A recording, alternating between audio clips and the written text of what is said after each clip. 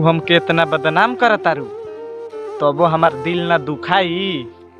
आ करे जा इतना मजबूर मत करा हमरा के कि तारा गांव में हमार लाश फुकाई।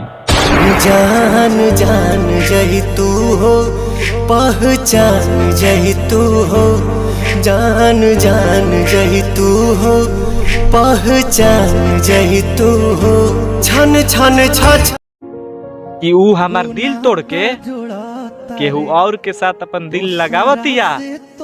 आ भाई हमार जब ना रहल ओकरा बीच हमार कोनो रिश्ता तब ऊ याद हमरा काहे आवतिया। सीना जाई फाटी जस जस मड़ौआ गड़ता, ई कैसन हरदिया लगावता रे माई, और दरदिया बढ़ता।